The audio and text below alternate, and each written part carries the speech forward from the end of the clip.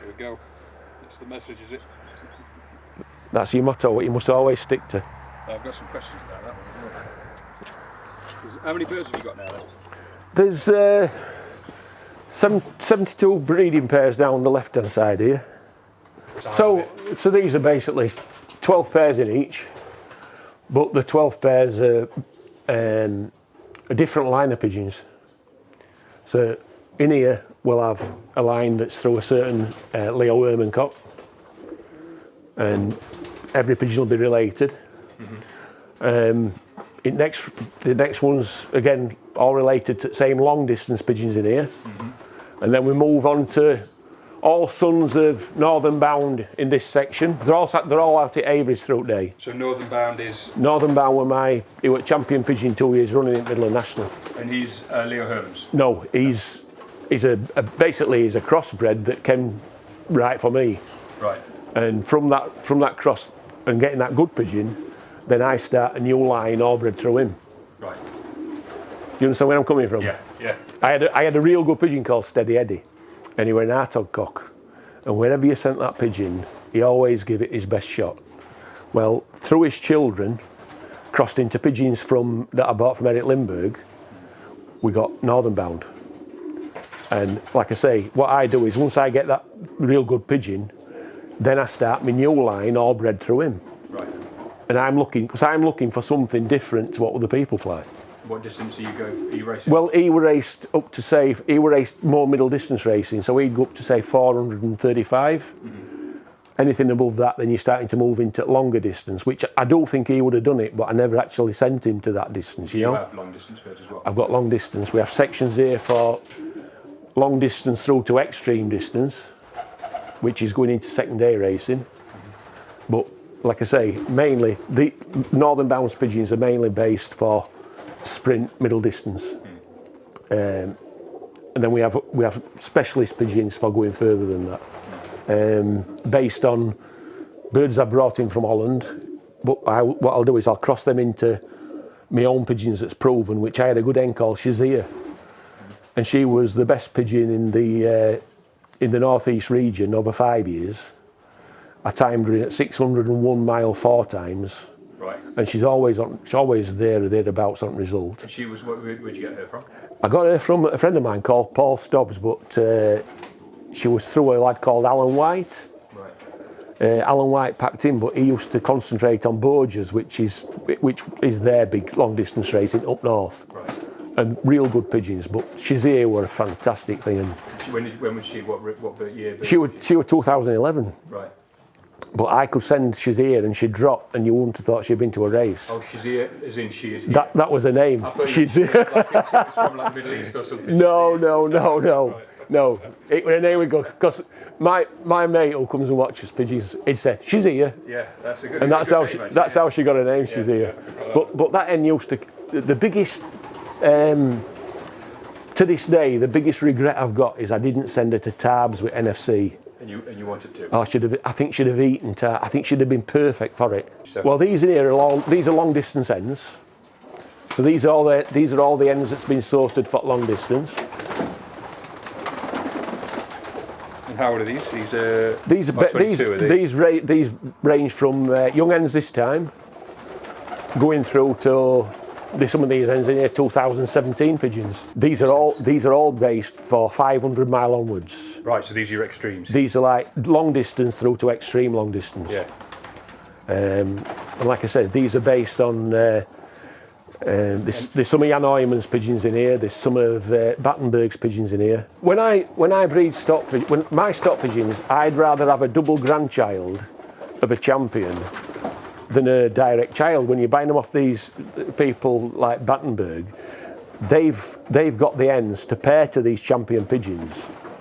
And I'm a big believer that if you can get that top pigeon coming down both lines of your pedigree, you've got more chance of getting what we're actually looking for from that cross. Yeah. I used to have every year there used to be a bus load came from Ireland.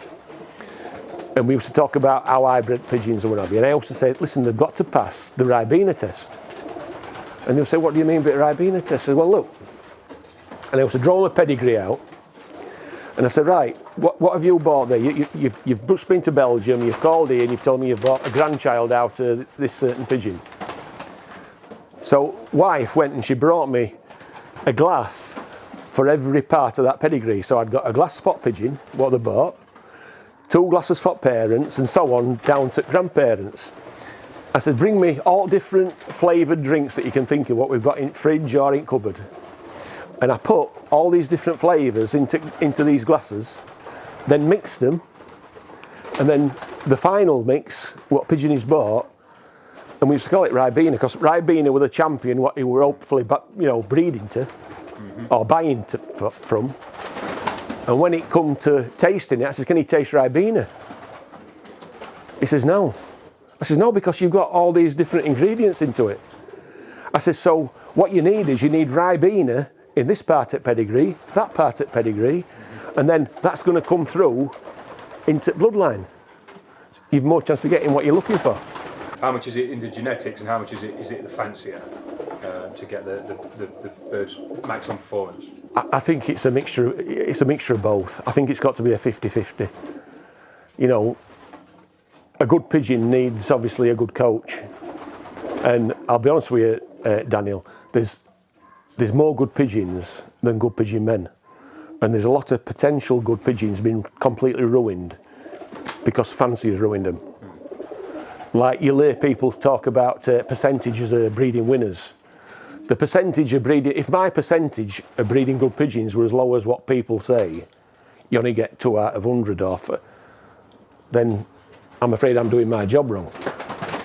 Because there wouldn't be one section in here where I couldn't breed. If I was solely breeding out of that one particular section and concentrating on them youngsters, there wouldn't be one section where I wouldn't get winners from them. Do you sell birds? I sell. I'm not a commercial seller. I'm more into it for my own racing, and I do let pigeons go, obviously, but I'm more into it for myself, and I'm looking to breed something that's unique to myself. I had a real good family of Sungeon pigeons. Well, years ago there were a fancier in Belgium called just Sungeons, and he was proper good fancier, and he used to fly long distance racing. But he changed his what he wanted. He wanted to go more for sprint racing. So he basically changed all his system and started sprinting them pigeons, and they started doing really, really well. And we ended up with, a good top team of sprint pigeons. And I got them back in late 80s. But I was looking for that one foundation cock mainly. And then what I do is I fetch good ends into him and build a family around him. And that's what I did with the Sungeon pigeons, and they went on and just bred winner after winner after winner. And we once tried to add up how many winners that one cock were responsible for, and it went into over 1,000 fed toppers through his children, grandchildren, and so on. Because there were champions that came through him, like Wayside Emperor of Madison's, the Gypsy of Paul Stobbs's, Just a Kid of Kevin Locker's. And list went on and on and on. There were real top pigeons came through them, but they were all closely bred. Now you'll see a lot of different YouTube videos where you get people saying that inbreeding's no good and live breeding's no good. I think my way of looking at it, you don't want too many ingredients in your pigeons, because if you put too many ingredients in, you get too many variations coming out. And I like to breed to type. I know that winners come in all shapes and sizes. There's pigeons that's deep that wins races, but millions and millions of pounds have been spent on aviation to produce an aircraft that travels through air easily, using less fuel because of the way it's designed. And your pigeons are no different in my eyes. The better designed they are, the less energy they're going to use throughout the flight. And I think this is where a lot of people, go wrong with pigeons. It's, you've got to breed the type for the distance that you're flying. So are you going to ask me, once you start that, you're going to ask me the question? Yeah, sorry, it's recording now anyway. That's fine. So basically you've got to, if you can, breed from pigeons that's bred out of winning pigeons. And obviously we're at that time at season now where there's thousands of pounds going to be changed hands. People buying pigeons. There's thousands of pigeons up for sale, and they're all promising to breed winners. The first thing what I'd say to any fancier before he buys any pigeon is check the pedigree of the person you're buying them off first. There's far too many commercial people out there. Check them out first. Find out what they do with their pigeons. Are the pigeons getting 2 training tosses a day at 50 mile? Can you basically do with these pigeons what they're doing with their pigeons? Because you've got people out there now that are professional pigeon fanciers that all they do is raise pigeons, and the training routines, the ordinary man won't be able to train like they train. But in many cases the pigeons are blown out of proportion. What you've got to understand, it's a marketplace. Every pigeon today has got kittle in it. Every pigeon today has got this pigeon in it, that pigeon. Look, you want something that's unique to yourself.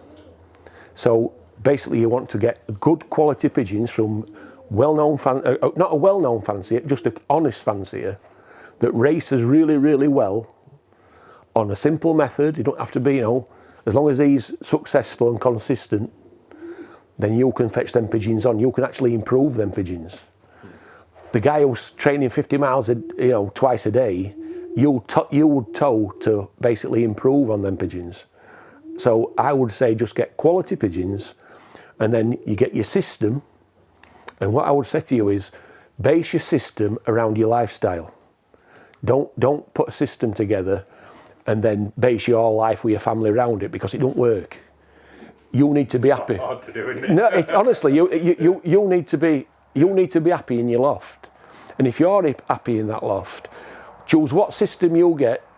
You can put a system together where them pigeons will all drop into good order. They'll know what you're doing, and everything comes right. They come into like a condition once you've got that system worked out, and you do that every single day. If you're one of these that goes down at 9 o'clock one day, 11 o'clock next, you will never ever win with pigeons. You must have that routine, and you must put that hard work in, because there isn't a system available for pigeons where you don't have to work and to get them top results. And a lot of lads don't put they don't do it right. They make the same mistakes year after year after year. If you've put your work, like I say, if you've put your work in and you've trained them hard, your basket's got to be a pedigree. So I'd work the young hens. I always work my young hens a little bit harder than my young cocks. My young cocks, I just like to see young cocks that I'm not bothered if they get prizes, but consistently, not too far behind, because there's improvement in them cocks. So once they mature and develop, you can work on them pigeons as yearlings, and they'll be totally different pigeons. Me sprint pigeons, I like to see especially my young hens, I like to see my young hens winning. I think your sprinters need to be winning as babies. They're not, because they're quick, they're early developers. So you need to see winners coming through your youngsters. My best young hens, I always used to retire. I used to put them straight into the stock loft. My best 2 or 3 young racing hens. What, after? After young bird race, after that season, Yeah. them young hens that had come and they'd come well and maybe top fed. Always, I put them to the stock, and they go on to retired racing cocks that's also done their job, so that you're like breeding. You're breeding out of winners. Nobody knows what it is that's in here. Yeah. But what I will say is, in pigeon racing, it isn't the wings that win the races, it's their heads. It's working on the head of the pigeon that wins the pigeon race. That's one that got out on me earlier. So there you extract those and stuff. These are my sprint pigeons.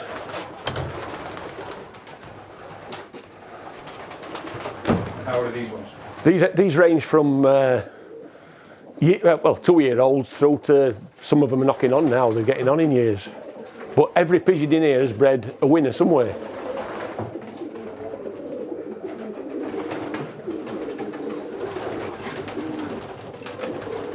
Whatever it is with your pigeons, your winners, whatever it is that's in here, they can use it better than what the others do, because a lot of your sprint pigeons can all fly as fast as each other.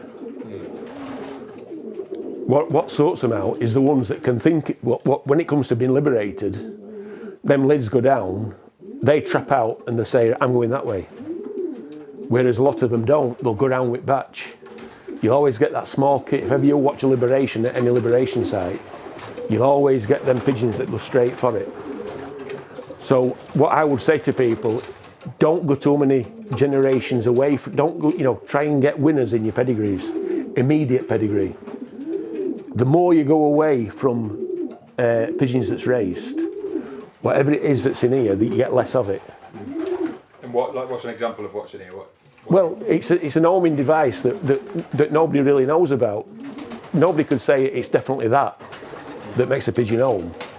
But they have got something in here that if you get head cold or anything like that, it affects it. And they have problems with with orientation. So whatever it is that's in here, the good pigeons can use it better than what the others can. Pigeons can't get distracted.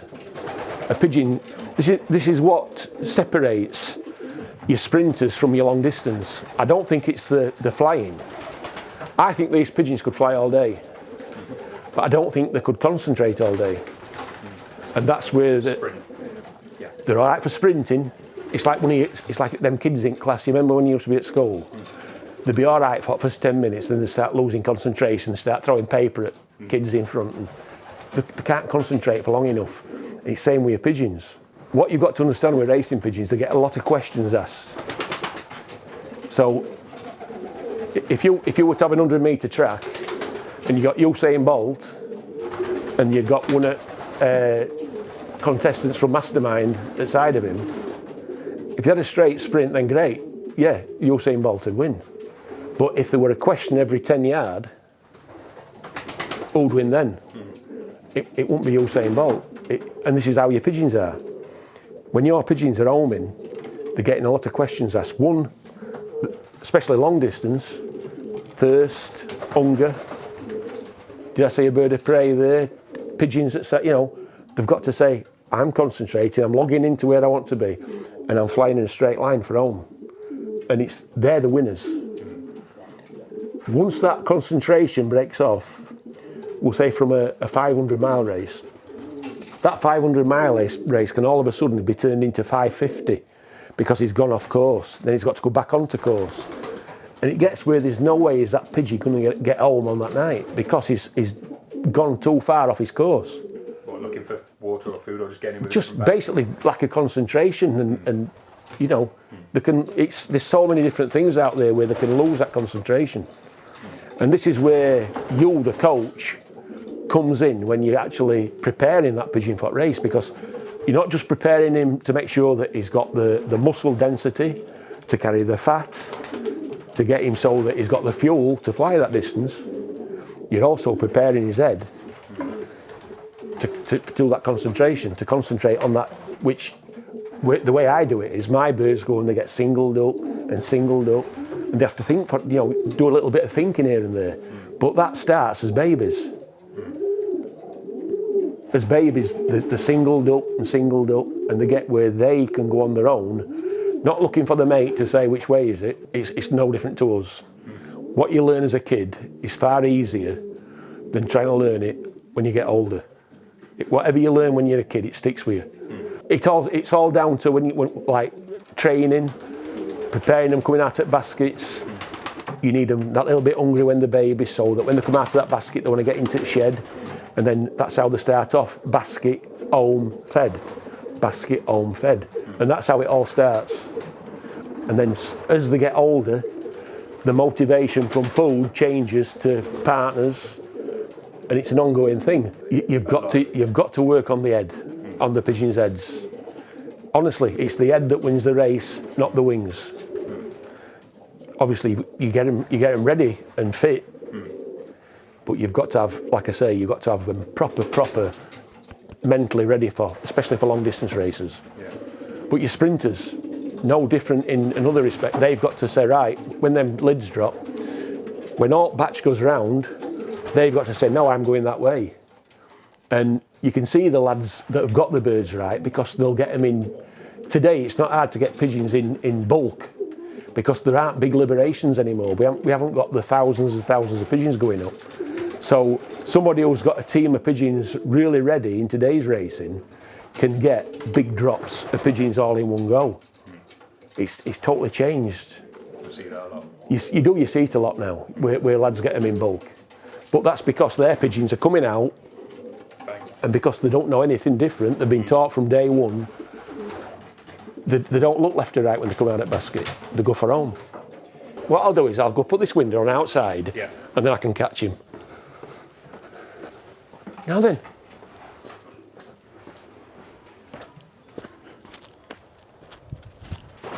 But all with different ends. So you've got like northern bound where he's crossed to an end from Nick Adshed. Nick Adshed had a real good end.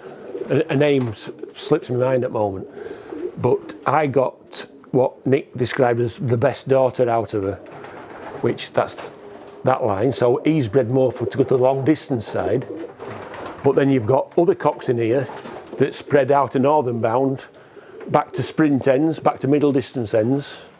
Now these cocks this time, first pairing, they're all going back to sprint ends, to Leo Herman ends, because I want to fetch some speed back into them. So I always look at my sprinters as being like, if you're breeding a lurcher, it's the greyhound. You're fetching the speed back in. And I think you've got to keep that, obviously you've got to keep that speed at forefront. You've got to remember that they've got to be able to proper get stuck in and race fast. So first pairing this time, all these cocks will be paired to sprint ends. I'll catch. This fella's the son of Northern Bound, and he's breeding a proper real nice type of pigeon that's coming and racing well for me.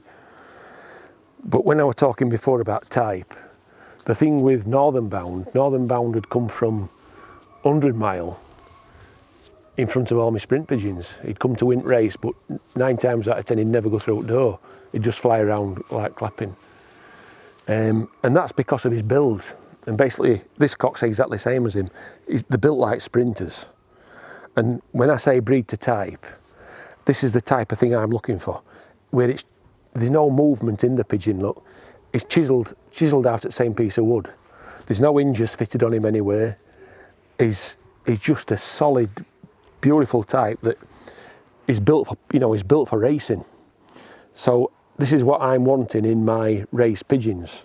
Now, the beauty of this fella is, not only has he got the physical aspect of what we're looking for, he's also got the mental, because he's bred through a middle to long distance family of pigeons. So what I will do with him this time, not the season just gone, the season before, it were paired to Leo Herman ends, and we got some real good pigeons that's performed at amalgamation level through that cross. I'm going to go back to that cross again this time, sprinters, the Leo Herman side that I've got back into these Sons of Northern Bound. And like I say, them pigeons, there'll be so many of them pigeons will be really good at like middle distance racing. And at the same time, there'll be so many of them that's really good at sprint racing. They won't all be good, and don't let anybody tell you that every pigeon that you breed off all these top pigeons are going to be good pigeons. They're not. But done properly, and as long as you do your job right and give the pigeon chance to be able to show what he's got, where a lot of pigeons unfortunately don't get that chance, you know, you only got to look at him, his class, the pigeon's class.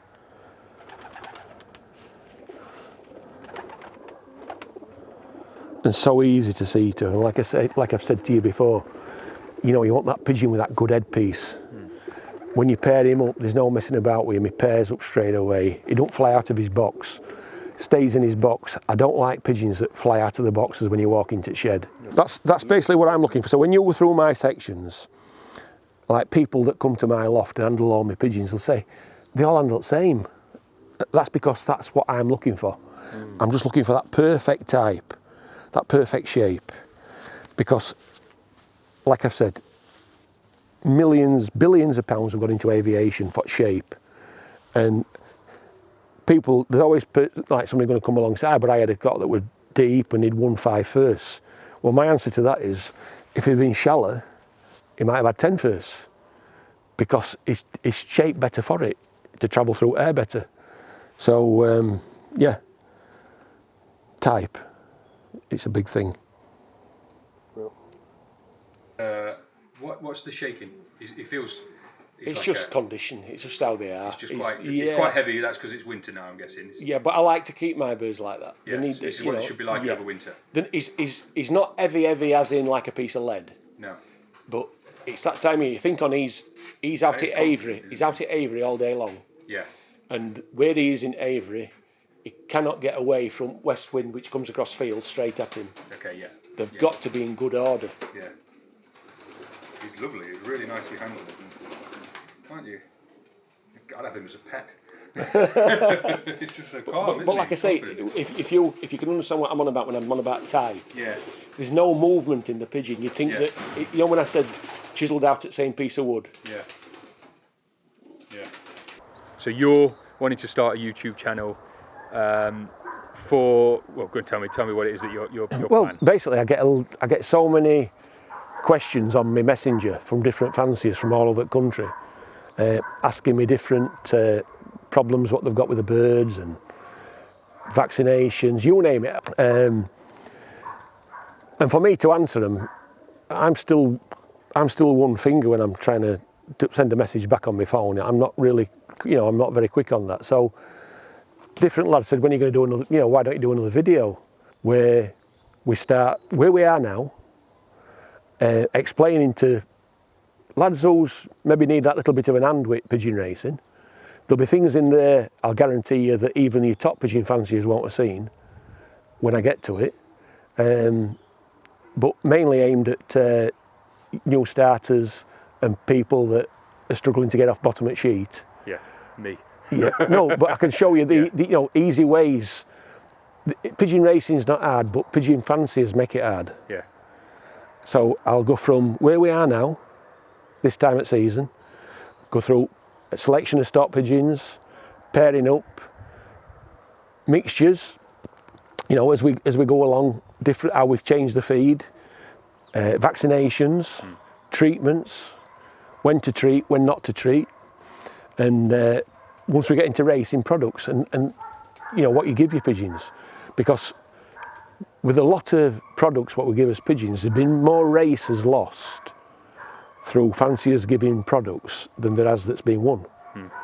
Because a pigeon fancier has always got that thing where it'll say put a teaspoon to a gallon of water, and he always thinks, well, I'll put a teaspoon and a half and I'll get a better result. It don't work like that. And it's knowing when to fetch these things in. There's a time to bring a treat for treating. My way of doing it is having an health programme. Yep, if you want to go to a vet, by all means, but I always think that there's, you could take your pigeons to a vet on Tuesday, and on Wednesday you could pick a problem up with a pigeon or a bird entering your loft. So I think you're better with an health programme. So what I do is, every year at Blackpool, I go to Body and Ridewood stand and get my calendars. And on that calendar, I have every club I'm in, wrote at top. So there's a calendar for each club. And on that calendar, the race programme for that club and the treatment plan for the races on it. Because very methodical. I'll try to make sure that my birds are 110% right for that day. And so have you got a name for your channel? We're going to call it, well, years ago, Dave Allen, we were on a commuter aeroplane, white knuckle ride for me, on his way to Dublin show. And he asked me if I'd write for Racing Pigeon, and he passed a piece of paper back to me, and on it said, "My Way, Nigel Laycock." And I thought, oh yeah, like that. So we're going to call it Channel My Way, which it is my way. I'm not saying that I know everything, but I've been in this game a long time. I've been in, like I say, I've been in it 50 some years, and I've had success at every level through to national level. I've won outer turn sprint racing. I've had champion pigeons at middle distance in Midlands National, and I've also had champion pigeons at long distance at 600 miles. So, I've got a pretty good resume And yeah, I've made a lot of mistakes along the way. But what I'd say to people is don't be afraid to make mistakes, because you must try new things to work for yourself, and mistakes come with it. But as long as you learn from that mistake, that bit what you do right's building block to get that bit better. And as long as you keep improving, each year you should see improvement in what you're doing with your birds. And when do you think your first video is going to be ready? Well, if it's left to me for editing it and everything, it could be like I'll have a beard like a nanny goat and a walking stick. But if you help me, I'll show you a few bits. if you help me, hopefully next month. Bro.